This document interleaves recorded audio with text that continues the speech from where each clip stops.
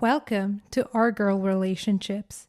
On this channel, we discuss day-to-day problems people face in their lives. Let's start with the video.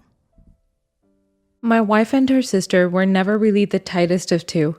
They didn't get along growing up and they argued very often, as both of them were around the same age and were believed to be their parents as favorites, which was even more reason for them to argue and fight growing up.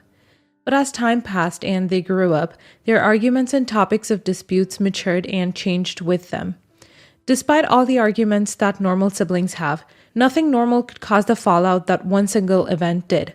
What happened is that a few years back, before my wife and I met each other and started dating, she was going out with a guy she met in university and they ended up getting and staying together for a year and a half before he started exuding toxic behavior and showing manipulative set of traits that my wife just didn't feel like she belonged with and deserved better, rightfully so. She decided she wanted to end the relationship with him. The problem is not here.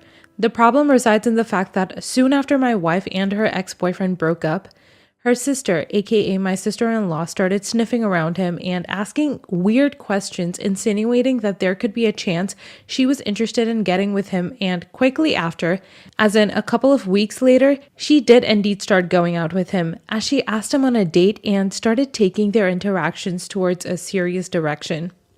My wife stood entirely opposed to the relationship, not necessarily because he was her ex-boyfriend, but because he had forced himself upon her and basically assaulted her after they had broken up.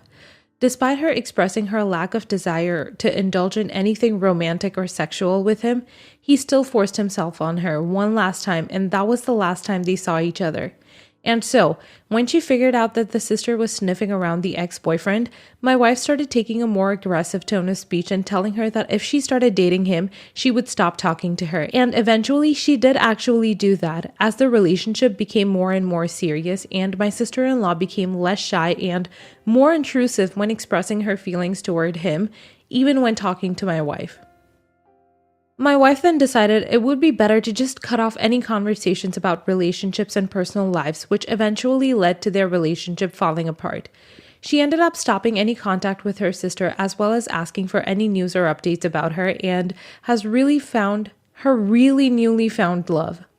She came to find out a few months after that the sister-in-law and her boyfriend, aka my wife's rapist ex-boyfriend, were getting married. Needless to say, my wife was infuriated and offended as her sister had taken her emotions and experiences and traumas and crushed them down with disrespect and disregard. It was very demeaning to my wife and she felt extremely insulted and undermined, so she chose not to go and attend the wedding. Not only because it would be extremely awkward to watch your sister get married to your ex-boyfriend, but it would be too painful a memory for her to come face to face with her rapist and congratulate him on marrying her sister. What ended up happening is that the sister-in-law took it to heart and got offended on her newly wedded husband's behalf and entirely stopped talking to my wife after arguing with her on the phone once again. I wouldn't really say that their relationship falling apart was because they couldn't agree over a dude or let go of emotions or anything. It was because my sister-in-law was disregarding and disrespecting my wife's emotions that were rightfully and understandably intense considering the circumstances. Right after the marriage started, the husband ended up getting involved in a car accident and passing away almost immediately. And my wife found herself rushing to her sister to comfort her in times of pain and help her with her grieving process and be there for her to guide her through it as my father-in-law and mother-in-law passed away not so long ago, and my wife and sister-in-law ended up being the only people there to have one another's backs. Their relationship began to get a lot stronger than it was before, since now they had something to consider as mutual grounds, which was grief and support for each other. And things were left the way for a few solid months.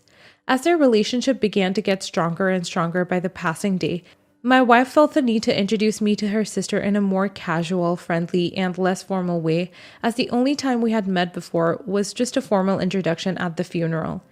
She started inviting me to go with them to brunch or inviting me over with her to her sister's house where we would sit and converse about things and just hang out as adults going through life. My wife and I quickly started to notice a strange change in demeanor that the sister-in-law was exuding towards me.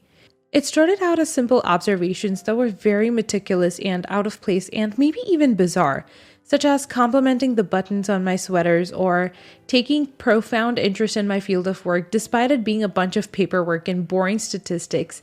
Then it started increasing and shapeshifting into physical and emotional compliments, complimenting my level of intellect in a very sensual way or describing very specific details in a man that would be her dream man, and listing traits were prominently present within me. We both recognized how strange her behavior had been getting, and once again, I became uncomfortable with the sister's behavior until she got to a tipping point which resulted from sister-in-law telling my wife that it's bizarre how my wife and I met and how we got along despite being so different. And she would constantly insinuate that the sister-in-law and I are very compatible and that we would have been very close friends if we had met in college. What tipped my wife over the edge is when she nudged her way closer to me, put her arm around me, and tangled her hand in my hand, and said that we would have made such a lovely couple. My wife and I have not met each other.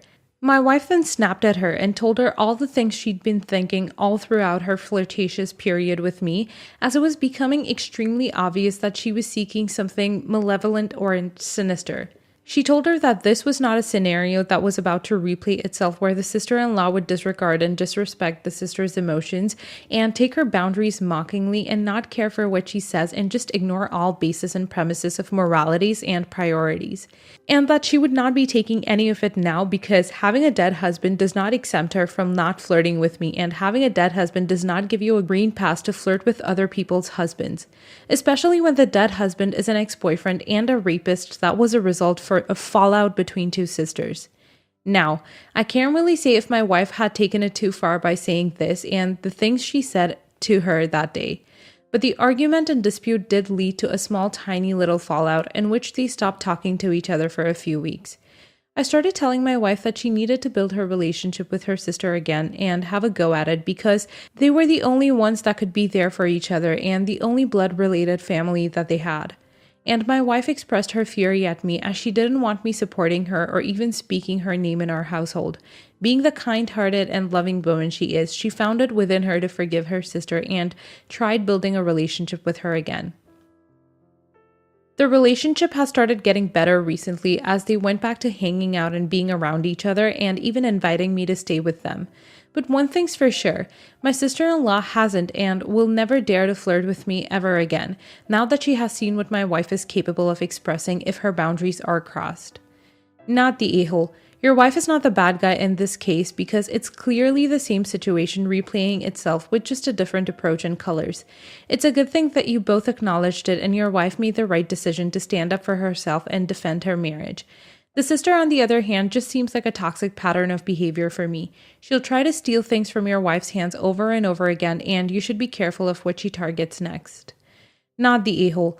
Although I can see that your wife's way of speaking is a bit harsh considering that sister-in-law is still coping.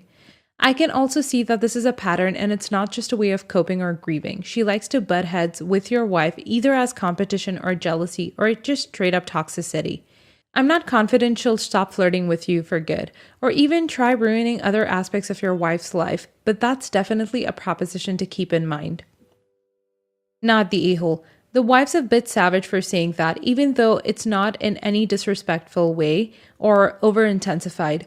She chose the right words to describe the right decision for the sake of defending her marriage, and I respect that immensely. I don't have any respect for the sister that seems to be holding some sort of vendetta or fantasy to stand in your wife's way. I think you should minimize contact with her if you think it's necessary to stay in touch. You need to keep an eye on her. Next story. My 28 male, fiancé, 27 female, and I are getting married next June after dating for 10 years. I'm white, British, from a village, and she's South Asian. My parents love her and are welcoming of her, calling her a beautiful Indian princess, although it hasn't been much of a cultural shock for them. She's very anglicized, Brit accent because she lived in several countries before coming to the UK at 17. She went through a lot of racism before, which was horrible and direct, so she doesn't complain about small things. By that I mean comments my parents make out of ignorance, like teasing her for her name, making jokes about terrorists, her family are not practicing Muslims, how our children will all be called Muhammad, saying they would give our kids English nicknames because we're planning to give them cultural names, or calling her an Indian kitchen maid if she's doing chores, telling her when she gets pregnant she'll have a deli belly. She doesn't react to those comments, but I know they upset her and she doesn't say it because she knows it could be worse. Last week, her parents came over to meet mine and they flew over in a 15-hour flight.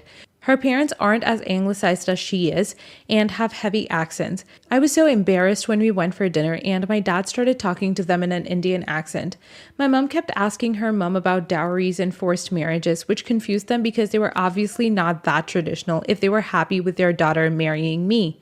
She also asked her mom if I died, would my fiancé jump into the cremation fire, kept calling our Indian wedding, which they wanted, a big costume party.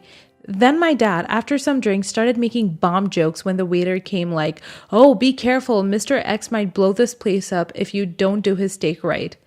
I could see my fiancé was embarrassed, but she didn't say anything. After the dinner, she went to her parents' hotel and I confronted my parents about the things they said. I have always told them that these jokes add up, but they brushed it off because she never said anything. I asked her why she never did, and she said, "What would I look like if I started this fight? Why do I have to be the one that stirs the pot?" My parents started arguing that it was because they never had exposure to South Asians. That's not true. We live in a village, but it's near a huge multicultural city. Also, we dated for 10 years. It's unfair. Her family are wealthy and move in socialite circles while mine are working class, but her parents never were classists, even though they were used to rich people. I got angry and said maybe our wedding is one costume party they might not be invited to. They would be, I just said it out of anger. My mom started crying and my dad called my fiancé and told her the fuss I made because of her, and now she's awkward too. I don't know who I offended and how, but am I the a-hole? Everyone sucks here except your fiancé and her parents. Your parents for obviously racist reasons. You let them do this for a decade to the woman you love. You let it continue and blow up when you could have nipped it in the bud and educated your parents instead of letting them develop a habit of being hurtful. This is exactly everyone sucks here, you and your parents, because your parents have been making racist remarks for 10 years. It's not a joke if the target isn't laughing, and you didn't stop them, so of course they continue their behavior with her parents. Clue for the clueless, she's probably afraid of consequences if she speaks up, disrespectfully in her culture maybe, to her potential in-laws, which is why she hasn't said anything for 10 years. Edited to add, joking about Uncle Tim's beard is not punching down to someone in a more precarious position than you. Joking about a newcomer's appearance and or culture is definitely punching down.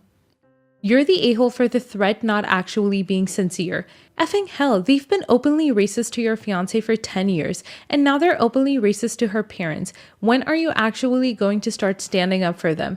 Your fiancé's awkward because what you said made it worse for her without actually being any help for her because she knows you won't defend her. You're the a-hole. Your parents' racist comments have been happening for 10 years. 10 freaking years.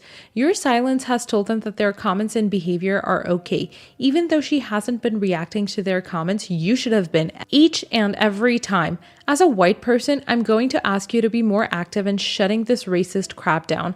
Are you going to be okay if people, your parents, make comments to your kids like this if you have them? Next story. I, female 23, am 36 weeks pregnant. I chose to keep the baby after her dad said he didn't want it and continued with pregnancy, knowing I would be a single mom. He later contacts me and says he does want to be involved, but is super wishy-washy, like sometimes he was in a good mood, otherwise he'd lash out. I believe people deserve grace and that if he wants to be involved, I should allow him no matter how much he has hurt me. He has made it explicitly clear to me that he does not want to formally pay child support. He's military and his contract ends in October. He will not be moving closer to the baby. He will continue on with his life plans for college and would only see her maybe once a month. Again, I do not believe you get anywhere forcing anyone to do anything, so I'm willing to work him into her life keeping those things in mind. Now, I do know that it is best for children, especially in separate households, to have stability and least conflict as possible, so I've been trying to get him to talk about a custody arrangement parenting plan so we can discuss boundaries and expectations and stuff like that. I've been mostly ignored. Today he finally got back to me and said he wanted a DNA test. I said no problem, but you won't be able to sign AOP or birth certificate until DNA results and you'd have to initiate that whole process through the AG's office and would have zero rights or responsibilities until then. And that if that was the case, I wanted her to have my last name. I also sent him a link to a prenatal DNA test lab where you can get the results in 3 days. but said he would have to pay and schedule an appointment.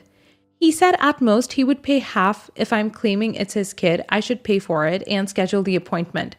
I said no, absolutely not.